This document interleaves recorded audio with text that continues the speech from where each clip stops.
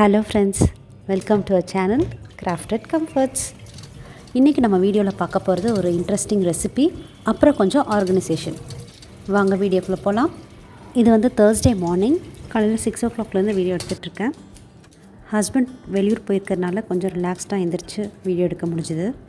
அவர் இருந்தார்னா 6:45க்கு lunch breakfast எல்லாம் ready ஆயிரும்.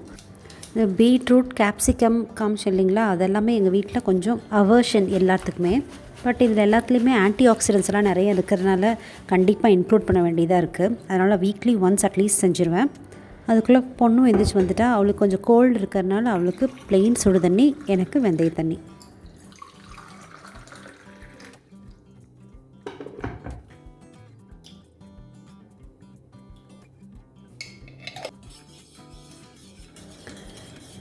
ஒரு பாத்திரத்தில் 2 பீட்ரூட் துருவி வச்சுருக்கேன். அதில் 2 டீஸ்பூன்ஸ் ஆஃப் பட்டர், கொஞ்சம் சால்ட்டு, அப்புறம் கோதுமை மாவு எல்லாம் போட்டு நல்லா பிசைஞ்சிட்டு அதுக்கப்புறம் தேவையான அளவுக்கு தண்ணி ஊற்றி பிசைஞ்சிட்டா பீட்ரூட் சப்பாத்திக்கு மாவு தயாராகிரும். இதிலே கொஞ்சம் வேரியேஷன்ஸ் வேணும்னா ஜீரா பவுடர், வறுத்த ஓமம் அதெல்லாம் ஆட் பண்ணாலும் நல்லாயிருக்கும். இதில் பீட்ரூட் மட்டும் இல்லைங்க, சம்டைம்ஸ் முள்ளங்கி போட்டு பண்ணுவேன், ஒரு கேரட்டு. அதுவும் இல்லைன்னா சில சமயம் நைட்டு மிச்சம் ஆயிடுச்சுன்னா காய் ஏதாச்சும் இவங்களுக்கு பிடிக்காமல் ஏதாவது சாப்பிடாமல் வச்சுருந்தாங்கன்னா, மோஸ்ட்லி சொரக்காய் சாப்பிட மாட்டாங்க, கொத்தவரங்காய் அந்த மாதிரிலாம் சாப்பிட மாட்டாங்க. அதெல்லாம் நல்லா மிக்சியில் நைஸாக பேஸ்ட் மாதிரி அரைச்சி அதே கோதுமை மாவில் போட்டு பிசைஞ்சிருவேன். இதுக்கு சைட் டிஷ்க்கு வந்து ஆனியன் கேப்சிகம் கறி தான் பண்ணிகிட்ருக்கேன். நான் முன்னாடியே சொன்ன மாதிரி கேப்சிகமும் ஒரு பிடிக்காத வெஜிடபிள். எல்லாத்துக்குமே கேப்சிகம் ரைஸு, வேறு எந்த ஃபார்மில் கேப்சிகம் பிரியாணியில் போட்டாலும் அது மட்டும் தனியாக ஒதுக்கி வச்சுருவாங்க. இந்த கேப்சிகம் கறி செய்ய ஆரம்பித்ததுலேருந்து கேப்சிகம் எல்லாத்துக்குமே பிடிக்க ஆரம்பிச்சிருச்சு, இந்த ஃபார்மெட்டில் மட்டும். அதுக்கு 2 பெரிய வெங்காயம் எடுத்துருக்கோம். 2 வெங்காயத்துலேயும் அவுட்டர் மோஸ்ட் லேயர்ஸை மட்டும் டைஸஸாக கட் பண்ணி எடுத்து வச்சிடலாம். இந்த மாதிரி டைஸ்டு பீசஸை வந்து தனியாக எடுத்து வச்சுட்டு உள்ளே இருக்கிற லேயர்ஸ் எல்லாம் 1-2 கட் பண்ணி மிக்சியில் தான் அரைக்க போகிறோம். அதே மாதிரி ஒரு பெரிய கேப்சிகம் எடுத்திருக்கேன். இல்லைன்னா மீடியம் சைஸ்னால் 2 கேப்சிகம் எடுத்துக்கலாம். அது ஃபுல் கேப்சிகமையும் டைஸாக கட் பண்ணிக்கலாம்.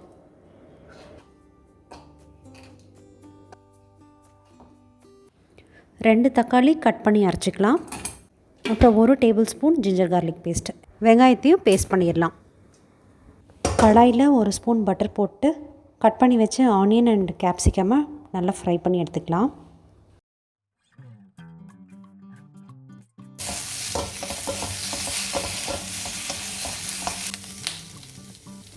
கேப்சிகமும் வெங்காயமும் நல்லா ரோஸ்ட் பண்ணி எடுத்ததுக்கப்புறமா 2 டேபிள் ஸ்பூன்ஸ் ஆஃப் ஆயில் போட்டு அதில் ஃபஸ்ட்டு 1 ஸ்பூன் சோம்பு, அப்புறம் அரைச்சி வச்ச வெங்காயம் பேஸ்ட்டு அது போட்டு நல்லா ஃப்ரை பண்ணி எடுத்துடணும்.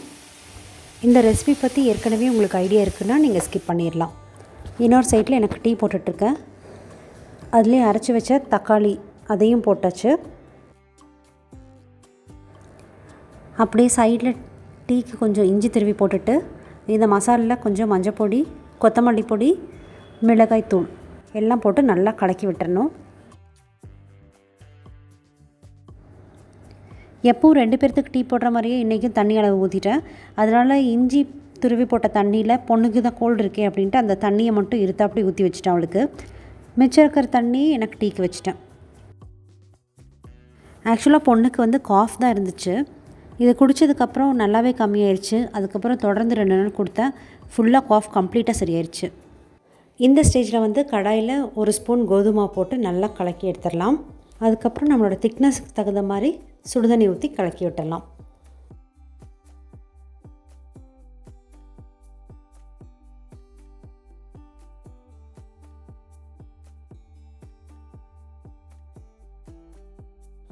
சுடுதண்ணி ஊற்றும் போதே உப்பையும் போட்டு கலக்கி விட்டுடலாம். அப்புறம் நல்லா கொதி வரும்போது இந்த ஆனியன் அண்ட் கேப்சிகம் போட்டு மிக்ஸ் பண்ணிடலாம். கடைசியாக கொஞ்சம் பட்டர் போட்டு இறக்கிடலாம். அது ரெடியாகிற கேப்பில் நம்ம சப்பாத்தி மாவு தேய்ச்சிட வேண்டியது தான். ஒரு 10 to 15 மினிட்ஸ் முன்னாடியே நம்ம ரெடி பண்ணி வச்சதுனால மாவு நல்லா சாஃப்ட் ஆயிடுச்சு. தேய்க்கிறதுக்கும் ரொம்ப ஈஸியாகவே வந்துச்சு. இந்த கேப்சிகம் கறி ட்ரை பண்ணி பாருங்கள், ரொம்ப டேஸ்டியாக இருக்கும்.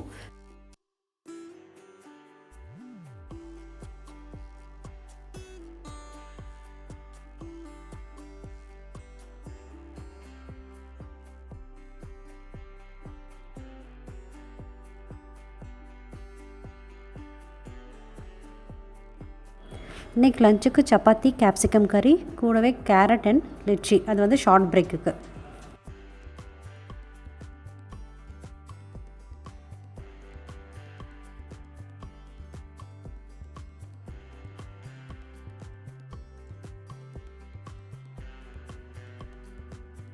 கிச்சன் வேலையெல்லாம் முடிஞ்சதுக்கப்புறம் அப்படியே பின்னால் போய் ஒரு ரவுண்ட் சுட்டுட்டு வந்தாங்க. நல்ல மழை வந்ததுனால கொஞ்சம் பூவெல்லாம் பூத்து கொஞ்சோண்டு அவரைக்காய் கிடச்சிச்சு. 2-3 நாளாக இதே மாதிரி டெய்லி போய் ஒரு 4 நாள் அவரைக்காவாக கிடச்சிது. அதை வச்சு ஒரு சாம்பார் பண்ணலான்னு சேர்த்து வச்சிட்ருக்கேன். இதுக்கப்புறம் வீடியோ இனி நெக்ஸ்ட் டே 11 o'clockலேருந்து கண்டினியூ ஆகுதுங்க. கிச்சனில் இங்கே வந்தப்போ எப்படி தோணுச்சோ அதே மாதிரி ஆர்கனைஸ் பண்ணி யூஸ் பண்ணிகிட்ருந்தேன். போக போக நம்ம ஆக்சஸ், ப்ரிஃபரன்ஸ், யூசேஜ் இதெல்லாம் பேஸ் பண்ணி கொஞ்சம் ரீஆர்கனைஸ் பண்ணலான்ட்டு தோணுச்சு. இது வந்து கேஸ் ஸ்டவ்க்கு ஆப்போசிட்டில் இருக்கிற ஏரியா. இதில் ஃபுல்லாக பெரிய பெரிய வெசல்ஸாக வச்சுருந்தேன். இதில் வந்து கடாய், அப்புறமா பெரிய குக்கர், இட்லி பாத்திரம் அந்த மாதிரிலாம் வச்சுருந்தேன். இதில் வந்து கடாய் தவிர மற்றது எல்லாமே அவ்வளோ ஃப்ரீக்வெண்ட்டாக யூஸ் பண்ணுறது கிடையாது. இது மேலேயே இருக்கிற டேண்டம் ட்ராவருங்கிறதுனால அடிக்கடி யூஸ் பண்ணுற திங்ஸ் ஏதாவது வச்சுட்டா யூஸ்ஃபுல்லாக இருக்கும்ன்ட்டு யோசித்தேன். இந்த க்ராசரி ஐட்டம்ஸ் எல்லாம் ஆப்போசிட்டில் ஒரு கீழே ஒரு பெரிய ஷெல்ஃபில் அடுக்கி வச்சுருந்தேன். ஒவ்வொரு வாட்டியும் அந்த ஷெல்ஃப் ஓப்பன் பண்ணி என்னென்ன இருக்குது இல்லைன்ட்டு ரொம்ப குமிஞ்சு கீழே உட்காந்து பார்க்க வேண்டியதாக இருந்துச்சு. இதுக்காக தனியாக டைம் ஸ்பெண்ட் பண்ணி கீழே உட்காந்து பார்க்கணும். காலையில் அவசரத்துக்கெல்லாம் நம்மளால் எடுத்துகிட்டு இருக்க முடியாது. சில ஐட்டம்ஸ்லாம் 2 பேக்கெட் வாங்கி வச்சுருப்போம், அப்புறமேல் யூஸ் பண்ணிக்கலாம்னு நினச்சிருப்போம். அப்புறம் அது இருக்கிறதே மறந்து போயிடும். அதனால தான் இங்கே ஸ்டவ்க்கு ஆப்போசிட்லேயே இந்த க்ராசரி ஐட்டம்ஸ் எல்லாம் அடுக்கி வச்சுட்டா ஏதாவது சப்போஸ் குக்கிங் பண்ண தீர்ந்துச்சுனா கூட திருப்பி எடுத்து ஈஸியாக ரீஃபில் பண்ணிக்கலாம். அப்புறம் என்னென்ன இருக்குது இல்லை அப்படிங்கிறது நம்மளுக்கு நல்லாவே தெரியும்.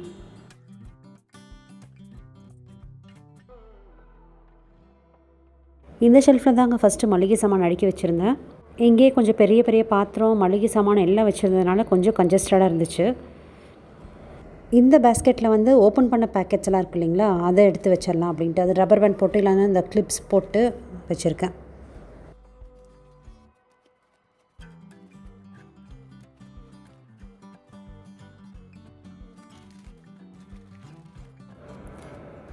பக்கத்துலேயே இந்த சின்ன பேஸ்கெட்டில் வந்து குட்டி குட்டி ஐட்டம்ஸ் லைக் அஞ்சரை பெட்டியில் போட்டு வைக்கிற மாதிரி கடுகு, சீரகம் அதெல்லாம் வந்து அதில் போட்டு வச்சிட்டேன் தனியாகவே. அப்போ தான் எடுக்கிறதுக்கு ஈஸியாக இருக்கும். அஞ்சரை பெட்டி ஐட்டம்ஸ் தான் சீக்கிரமாக காலியாகும். அதனால் அதை மட்டும் தனியாக ஒரு பேஸ்கெட்டில் போட்டு வச்சுட்டா டக்குன்னு எடுத்துடலாம். அதனால் இது வந்து நம்ம இப்போ க்ராசரிஸ் எல்லாம் அடுக்கி வச்சுட்டு இருந்தோம் இல்லைங்களா, அதுக்கு கீழே இருக்கிற டேண்டம் ட்ராயர். இதில் வந்து பிளேட் ஸ்டாண்டு கூடவே ஃப்ரிட்ஜில் இருக்கக்கூடிய கொஞ்சம் கண்டெய்னர்ஸ் எல்லாம் வச்சுட்டு இருந்தேன். அப்புறம் கொஞ்ச நாளில் என்னென்னமோ ஐட்டம்ஸ் எல்லாம் ஆட் ஆன் ஆயிடுச்சு. இந்த ட்ராவரில் நிறைய அன்யூஸ்ட் ஐட்டம்ஸ் இருந்துச்சு. இந்த கார்ட்போர்ட் பாக்ஸில் இருக்கிறதெல்லாம் அவ்வளோவா யூஸ் பண்ணுறதே கிடையாது. அதனால் ஃபஸ்ட்டு வேலையாக இதெல்லாம் டீக்ளட்டர் பண்ணிவிட்டு அப்புறம் க்ளீன் பண்ணி நல்லா தொடச்சிட்டு அதுக்கப்புறம் ரீஅரேஞ்ச் பண்ண ஆரம்பிச்சிட்டேன். இந்த ஸ்மால் ஸ்டீல் பாக்ஸஸ் எல்லாம் ரொம்ப வருஷமாக நான் யூஸ் பண்ணிகிட்டு இருக்கிறது தான். இதெல்லாம் ஆயில் புல் அவுட்டில் தான் இத்தனை நாள் இருந்துச்சு. ஆயில் புல் அவுட்டில் வச்சா இது கூட கிளாஸ் பாட்டில்ஸ் கொஞ்சம் இருக்குது, அது எல்லாமே சேர்ந்து ரொம்ப கன்ஜஸ்டட் ஆயிடுது. அதனால் இங்கே எடுத்து வைக்கலான்ட்டு இங்கே மாற்றி வச்சிட்ருக்கேன். அடுத்த ஆர்கனைசேஷன் இந்த ஆயில் புல் அவுட். முடிஞ்ச வரைக்கும் பிளாஸ்டிக் யூசேஜ் அவாய்ட் பண்ணிவிட்டு கிளாஸ் அண்ட் ஸ்டீல் தான் யூஸ் பண்ணிகிட்ருக்கேன். ரொம்ப கம்மியாக தான் பிளாஸ்டிக் கண்டெய்னர்ஸ் யூஸ் பண்ணிகிட்ருக்கேன். அதையும் கூடிய சீக்கிரத்தில் மாற்றிடுவேன். ஸோ அதெல்லாம் தான் வச்சு இங்கே ஆர்கனைஸ் பண்ண போகிறோம். கிளாஸ் பாட்டில்ஸ்க்காகவே காஃபி, ஹனி எல்லாம் இந்த மாதிரி பெருசாக கிளாஸ் பாட்டில்ஸ் இருக்கிற மாதிரி பார்த்து வாங்கி வச்சுருவேன். மேக்ஸிமம் இருக்கிறத வச்சு எவ்வளோ தூரம் ரீபர்பஸ் பண்ண முடியுமோ அவ்வளோ தூரம் பண்ணிக்கலாம் அப்படின்னு தான் யோசிப்பேன். அதனால் ஃபேன்சியான கிளாஸ் ஜார்ஸ் எல்லாம் வாங்கலை. இந்த மூடியிலலாம் பெயிண்ட் அடித்தெல்லாம் யூஸ் பண்ணி பார்த்துருக்கேங்க. பட் அதெல்லாம் ஒர்க் அவுட் ஆகின மாதிரி தெரியல. கொஞ்ச நாள் அப்படியே அழுக்கு படிஞ்சிருது. ரொம்ப தேய்ச்சி கழுவுனோம்னா அந்த பெயிண்ட்டே போயிடுது. அதனால் ஆஸ் சச் அப்படியே இருக்கிற மாதிரி தான் யூஸ் பண்ணிகிட்ருக்கேன்.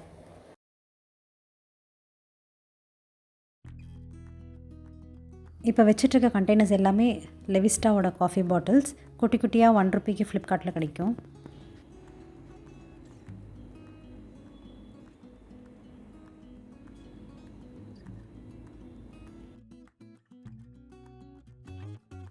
இங்கே குட்டி குட்டி சம்பளம், பெரிய பாத்திரம் எல்லாமே மளிகை சாமான் எல்லாமே வச்சுட்டு இருந்ததுனால ரொம்ப இதாக இருந்துச்சு. இப்போ பார்க்குறக்கு ரொம்ப ஆர்கனைஸ்டாக தெரியுதுங்க. கீழே வச்சு யூஸ் பண்ணிட்டு இருந்த சின்ன சின்ன சம்பளம் எல்லாமே இதில் ஆர்கனைஸ்டாக வச்சாச்சு.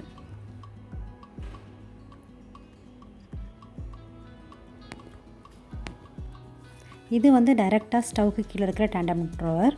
இதில் ஆர்கனைசேஷன் பெருசாக எதுவும் இல்லைங்க. இதில் இந்த டேபிள் லைனர் வாங்கி ரொம்ப நாள் ஆச்சு, அதை யூஸ் பண்ணாமே வச்சுட்டு இருந்தேன். இத்தனை நாள் வந்து இந்த ரைஸோட பேக் தான் வச்சு விரித்து யூஸ் பண்ணிகிட்டு இருந்தேன். இப்போ கையோடு அதையும் மாற்றிடலான்ட்டு பண்ணிகிட்ருக்கேங்க.